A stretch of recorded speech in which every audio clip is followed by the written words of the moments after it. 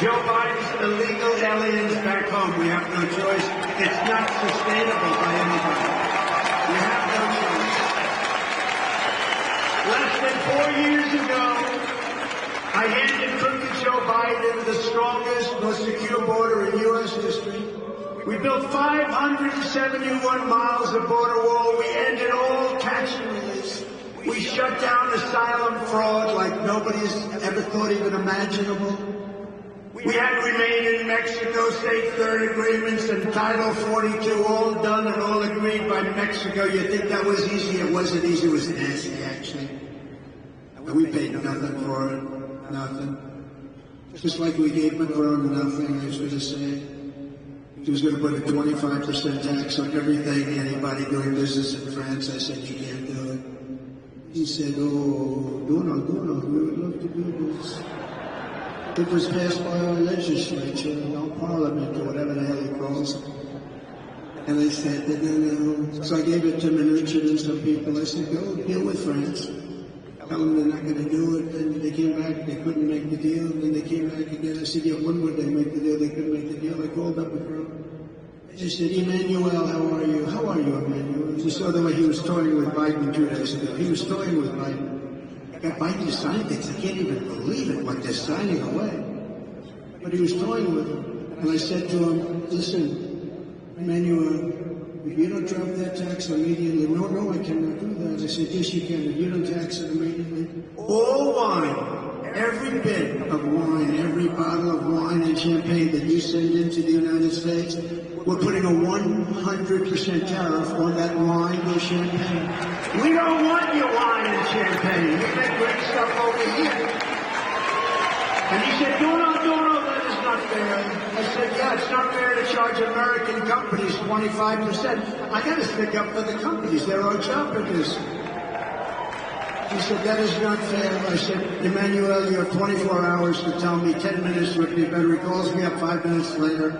Now we have agreed to terminate the 25% tax on America. I do things like this.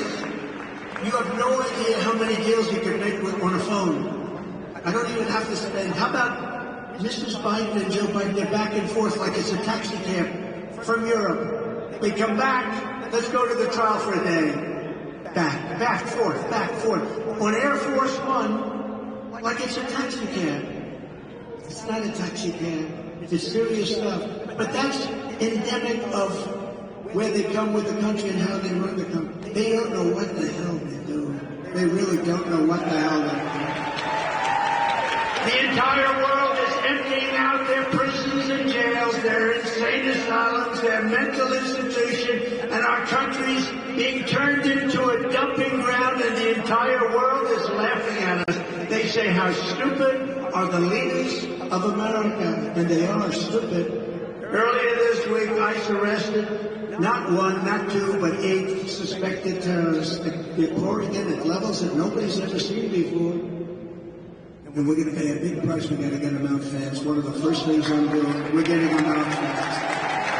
According to reports, many of these terrorist savages entered through Joe Biden's open border, and Crooked Joe released them immediately into the United States.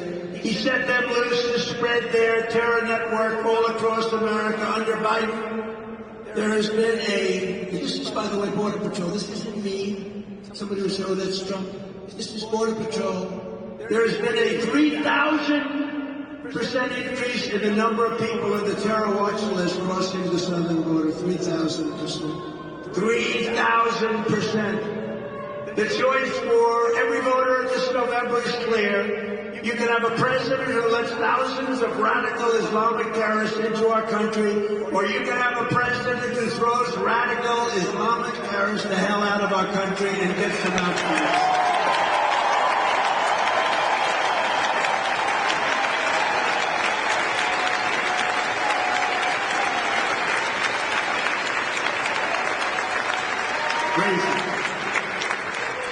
On day one of my new administration, we will begin the largest deportation operation in American history. We have to. This is not sustainable.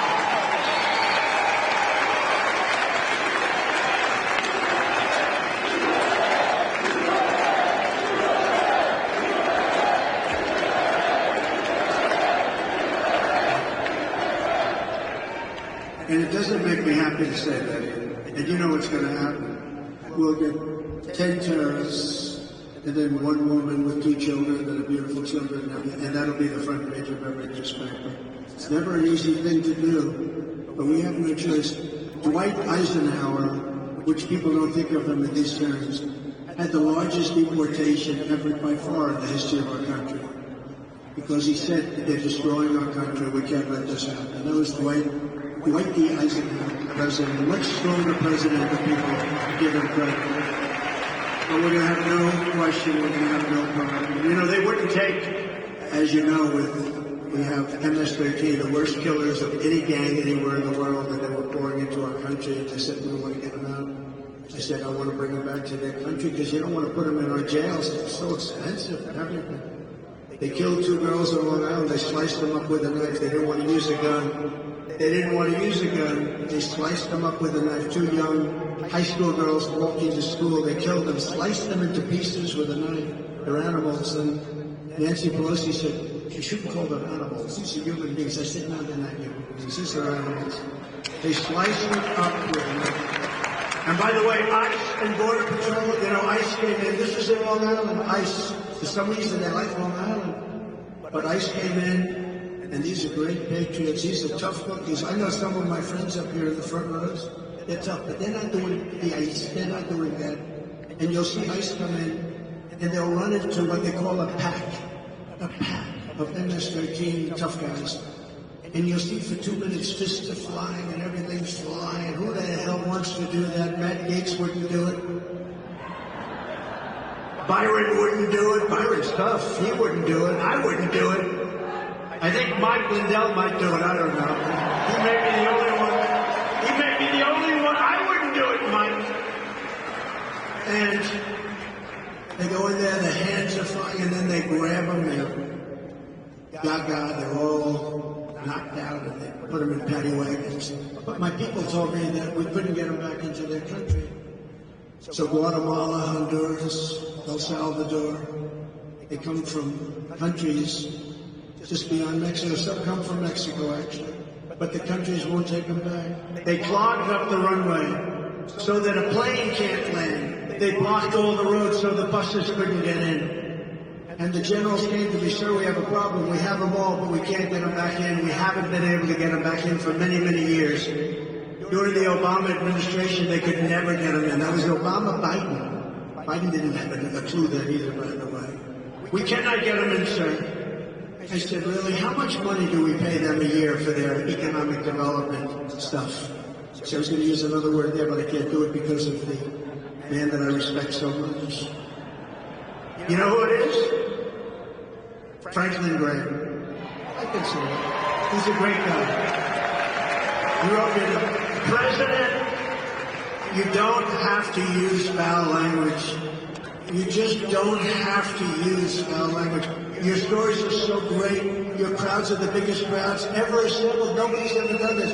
You don't need foul language. I said, sometimes you do, for emphasis. He said, you don't, sir. So I'm trying it without foul language today for Franklin Graham. And I say that these stories lose 10.2% effectiveness.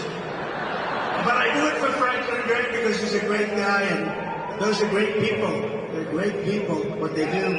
The pastors, the preachers, the rabbis.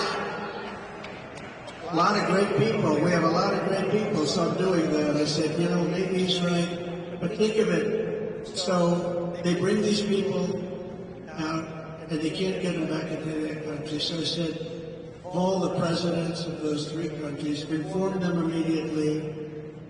They get $750 million from the stupid United States. Inform them that we're not paying them any longer because they didn't fulfill all of the obligations under the agreement. Namely, they're spending a lot of, you know, they send them because they don't want them in their country because they're smart.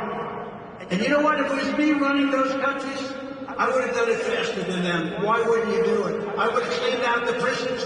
They've only gone down 50, 60, 70%. Venezuela, Crime is down 72% because they've taken all of their criminals, most of them, and they've sent them in to have the rest of them in within a year. I would have done it much faster if I were them. I would have done it much faster. I said, tell these countries that we're no longer paying them $750 million. And they did. And the next morning I get to the office early, 7:30. I get 3 calls separately but simultaneously. Mr. President, may we speak to you? I would like to speak to you. I don't understand. There must be some miscommunication. You stop payment on all of the money you send us. But I asked why. Because you're not taking your criminals that you sent to us. They send them. By the way, they send them. You're not taking them back. Oh, sir, we would be delighted to take them back. It would be our great honor to take back 400 MS-13 savages. It would be our great honor. Sir, please send them back. We would love to. We can fly them in with us. For years, they weren't able to do it. You know that case? They weren't able to get it. I said, we're not going to pay them anymore. As soon as I said that, they all called. At the same time, I spoke to them separately. It was like the same conversation. We would be delighted to take them back. And that was the end of that. We sent down thousands and thousands of MS-13 back to their country. But it's out of control now because whatever we send back, they're coming back in at levels that nobody's ever seen. I won in 2016 because of the border. We had a really bad border, but that border was nothing compared to what you have now. That border was peanuts. It was nothing. It's no wonder